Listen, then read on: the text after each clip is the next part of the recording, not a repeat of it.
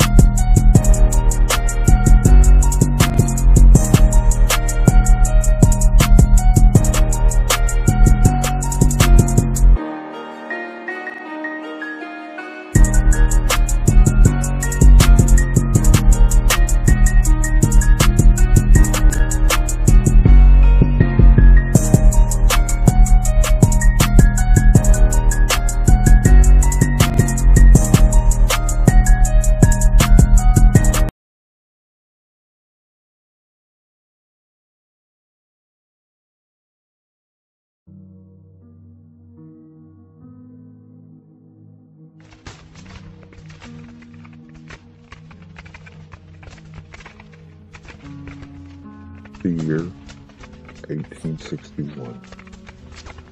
One of the most cataclysmic events of U.S. history. Tension between states against economy and slavery has begun. Land of freedom, land of democracy, erupts in civil war. A country was torn in two.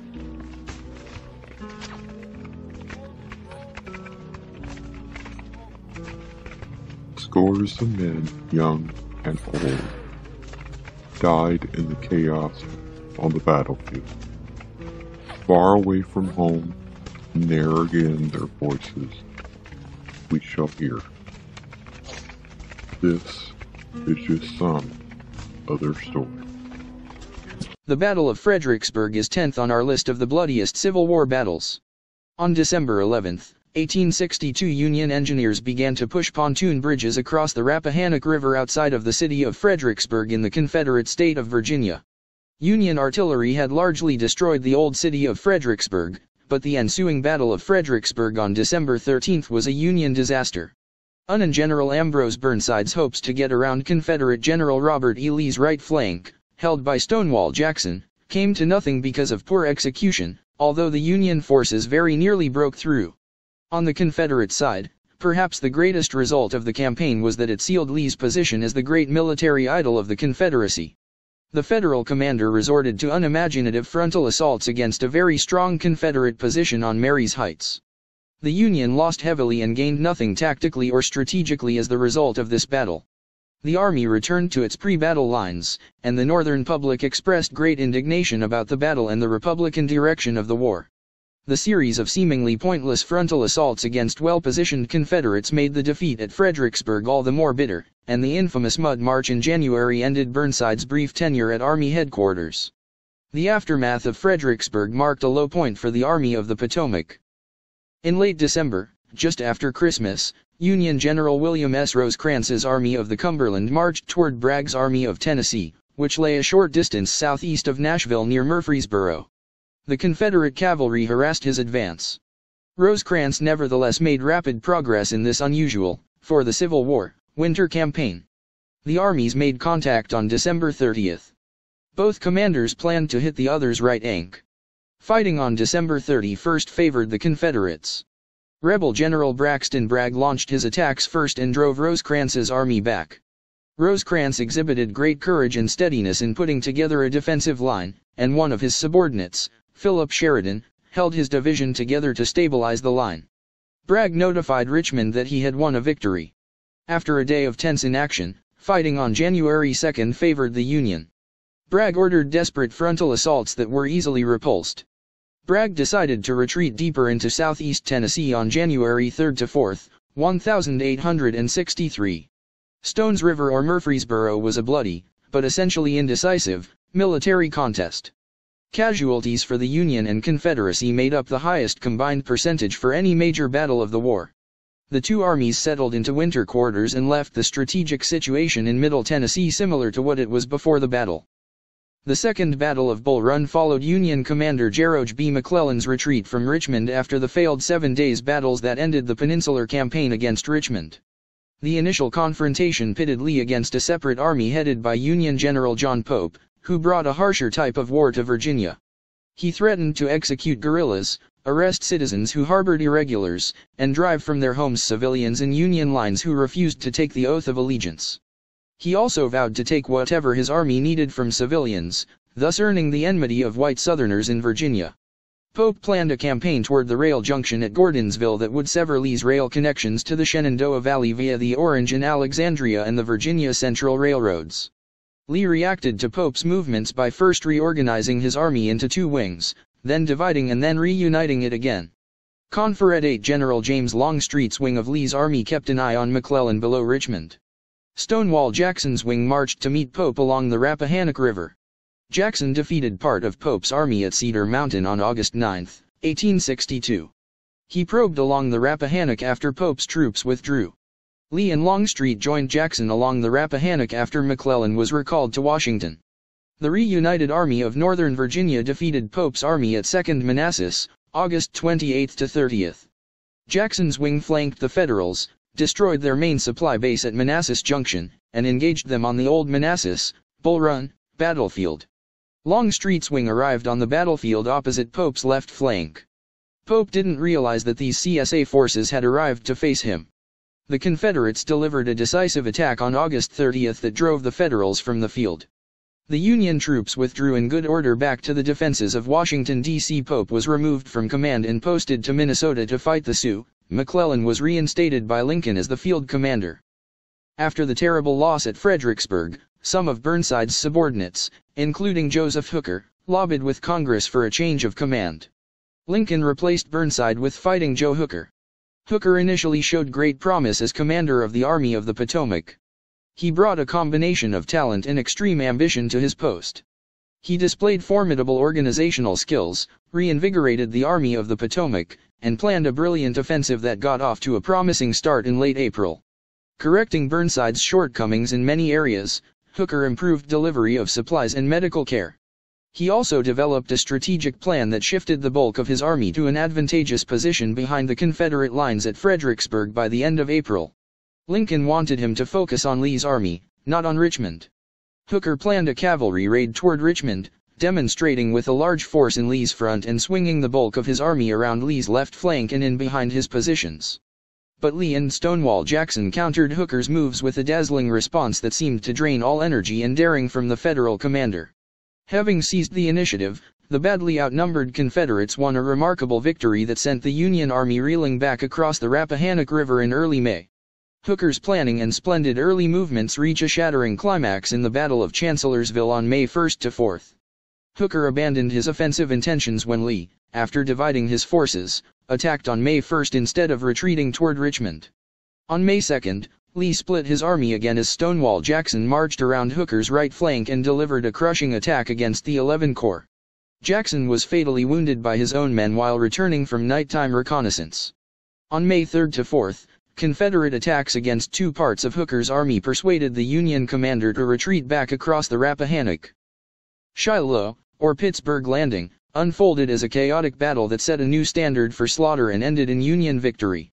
The Confederate advance from Corinth was slow and poorly masked, and the timetable for the attack was too optimistic, so Confederate General P.G.T. Beauregard counseled Southern Commander Albert Sidney Johnston to call off the attack. Union Commander Ulysses S. Grant's army was surprised by the Confederate attacks on April 6, 1862. The Confederates drove Grant's army back to the banks of the Tennessee River in the morning fighting. The fighting was savage. The center of the Union line managed to hold out in a spot that came to be known as the Hornet's Nest. The delay in the Confederate advance enabled Union General Don Carlos Buell to come up to supporting distance across the Tennessee River. Thousands of green soldiers on each side failed to fight well. Grant, William Tecumseh Sherman, A.S. Johnston, and other senior officers also made a number of mistakes. Grant and Sherman were sloppy in taking precautions against a Confederate attack. Johnston mismanaged the Confederate attacks on April 6 and failed to seize Pittsburgh Landing. Johnston was wounded while on the Confederate right and died at about 2:30 p.m. Command devolved on Beauregard, who called off the attacks in the evening. Grant's resolve and Buell's reinforcements eventually won the day for the Union.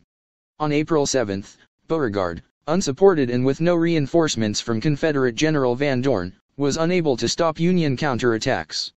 Grant's forces regained the ground lost the day before, and Beauregard abandoned the field. Casualties at Shiloh exceeded those suffered by Americans in all previous wars combined. The carnage shocked people in both the North and the South. Following his victory at Second Manassas, and after dispatching Stonewall Jackson to capture Harper's Ferry, a Federal arsenal, Lee reunited and concentrated his nearly 35,000-man army near Sharpsburg, Maryland, along Antietam Creek, a tributary of the Potomac River. One division, A.P. Hill's, remained in Harper's Ferry to guard 12,000 Union prisoners. Union General George B. McClellan, with nearly 70,000 men, launched heavy assaults in 3 sectors of the battlefield. His goal was to grind Lee down and cut him off from the Potomac River, his line of retreat. The Union assaults were not coordinated, however. A.P. Hill's Light Division made a forced march from Harper's Ferry and arrived in time to turn the tide of the battle. Lee barely held his position on September 17 and remained on the field for another day before retreating across the Potomac. The battle resulted in nearly 23,000 casualties, making this the bloodiest single day in U.S. history. Photographs from the battlefield caused a sensation. The Battle of the Wilderness was the first major battle in what came to be called the Overland Campaign, which proved to be the most severe fighting of the entire war, as Grant steadily pushed Lee towards Richmond in a bid to destroy Lee's army and capture the Confederate capital city. Lee attacked Grant on May 5 as the Union Army marched south through the area of scrub forest known as the Wilderness of Spotsylvania. Grant counterattacked along the Plank Road and Turnpike. There was a gap between the two wings of Lee's army. James Longstreet's First Corps had not reached the battlefield. The first day ended with Lee's army in a vulnerable position. Grant resumed heavy assaults on May 6. Lee's army almost broke on A.P. Hill's end of the line and Lee risked his life to rally his troops. Longstreet arrived just in time to repair the line. Confederate flank attacks gained success on both ends of Grant's line, but Longstreet was badly wounded, accidentally shot by his own troops. This was a great loss to the Army of Northern Virginia. The second day's fighting ended with the lines essentially where they had been at dawn. Fires in the woods killed many of the wounded men, who couldn't be rescued by their comrades. The Battle of Chickamauga gave Confederate General Braxton Bragg a striking tactical victory. Union General Rosecrans concentrated his army just south of Chattanooga in the valley of Chickamauga Creek by September 18. Bragg's reinforced Army of Tennessee, which with its almost 70,000 men outnumbered Rosecrans's Army of the Cumberland, attacked on September 19 and 20. Bragg wanted to cut Rosecrans off from Chattanooga. Then Bragg planned to trap and envelop Rosecrans. Fighting started on the September 19 as it had at Gettysburg, with a cavalry and infantry skirmish that escalated into a general engagement. There was no decisive result after the first day. Confederate assaults on September 20, although not developing as planned, shattered part of the Union line. The breakthrough was spearheaded by Longstreet's forces. After Rosecrans and about one-third of the Union Army fled the field, George H. Thomas conducted a tenacious defense on Snodgrass Hill on the Union left and withdrew in good order. Although it was a tactical victory, Chickamauga failed to convey any long-term advantage to the Confederates. After the horrifying fighting at the Battle of the Wilderness, Grant pressed southward rather than retreating. Union troops cheered him when they realized they would continue the campaign. The Confederates were surprised by Grant's move to their right flank. The armies collided again in the Battle of Spotsylvania Courthouse on May 8 to 21. Poor Union movement allowed Lee's army to set up a defense at Spotsylvania just in time to block Grant's advance.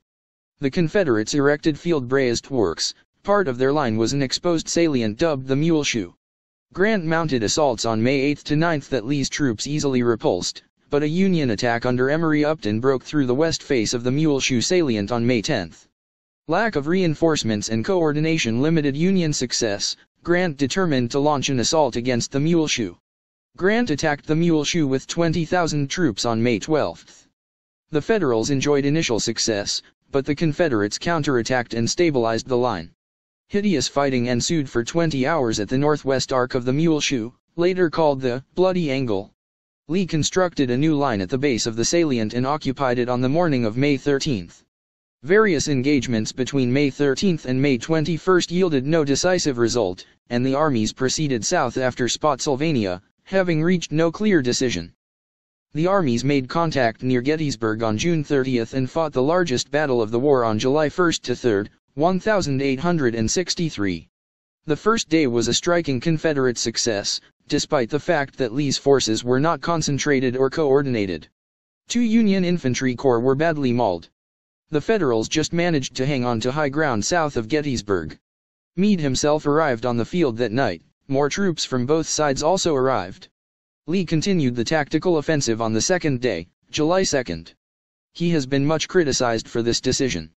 Despite poor execution, Lee's attacks pushed the Union defenders to the limit on both ends of Meade's line. Lee mounted a last major tactical offensive known as Pickett's Charge on the third day. But this charge against the Union center was not his first plan.